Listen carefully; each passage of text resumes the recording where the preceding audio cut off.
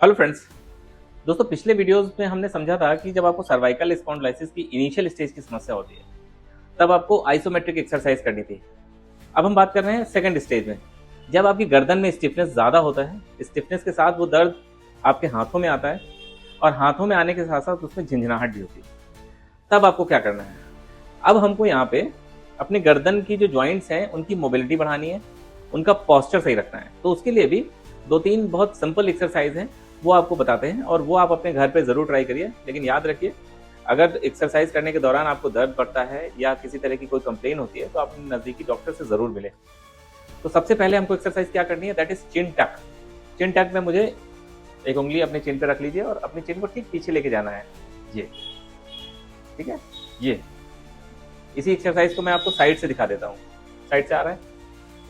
अब जैसे मेरी ये चिन है और मैंने अपनी चिन पे ये उंगली रखी है, तो मुझे अपने हेड को पीछे लेके जाना है। ये इससे आपकी सर्वाइकल मसल की एक्सरसाइज हो रही है।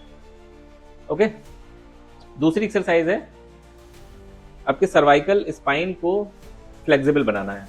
तो इसके लिए हमें क्या करना है, बिल्कुल स्ट्रेट खड़े हो जाना है, एक बार सर को पीछे लेके जाना है।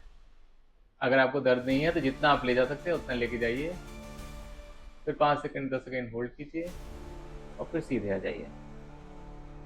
फिर यही प्रोसेस हमको आगे की तरफ करना है,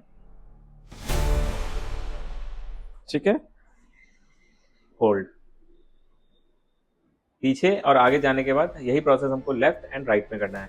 दैट इज स्पाइन को घुमाया, होल्ड किया, 5 सेकंड तक वेट किया, 10 सेकंड तक वेट किया, फिर हम अपने सीधे आ गए। यही एक्सरसाइज हमको फिर अपने राइट लेके जाना है, 5 सेकंड 10 सेकंड होल्ड किया और फिर मैं सीधे आ गया। ये 2 एक्सरसाइज हो गई। तीसरी एक्सरसाइज है हमको स्कैपुलर रिट्रैक्शन।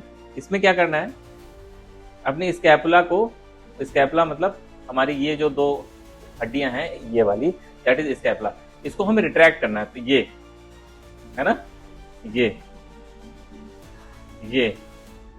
इसको मैं आगे से दिखाता हूं। ये अब हमारी स्कैपुला रीजन थोड़ी सी एक्टिव हो रही है। इसके बाद दोस्तों जो चौथी एक्सरसाइज है that is shoulder rotation. Shoulder rotation में हमें क्या करना है, अपने शोल्डर को रोटेट करना है। तो इसको हम 2 तरीके से कर सकते हैं, चाहे तो मेरे दोनों हाथ नीचे रहें और ये यहाँ भी मेरा शोल्डर रोटेट हो रहा है, इसी तरह फिर मुझे क्लॉकवाइज और एंटी क्लॉकवाइज करना है।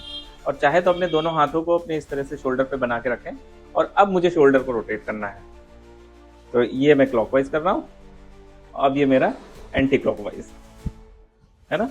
यहाँ भी मुझे शोल्डर में रिलीफ मिलेगा और साथ साथ सर्वाइकल मसल्स में भी स्टिफनेस कम होगी।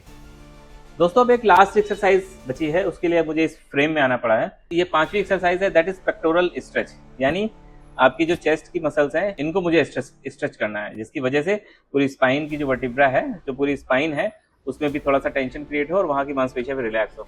तो उसके लिए हमें क्या करना है, जैसे ये दरवाजे का फ्रेम है, तो इस दरवाजे के फ्रेम पे मुझे अपना एक हाथ ऐसे रख लेना है और ताकत लगाना है दरवाजे के फ्रेम के अगेंस्ट, है ना।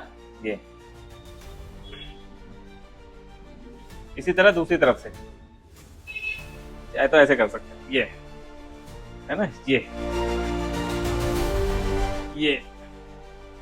तो दोस्तों, ये 5 एक्सरसाइज हैं जो आपको सर्वाइकल स्पॉन्डिलाइसिस के लिए करनी है। लेकिन याद रहे, अगर पेन है या झंझनाहट ज्यादा है या एक्सरसाइज करने के दौरान आपको चक्कर आ रहे हैं, इमीडिएट आपको डॉक्टर से मिलना है। आई होप ये वीडियो आपको पसंद आया होगा और इसी तरह के कंटेंट के लिए मुझे फॉलो जरूर करें। Thank you so much.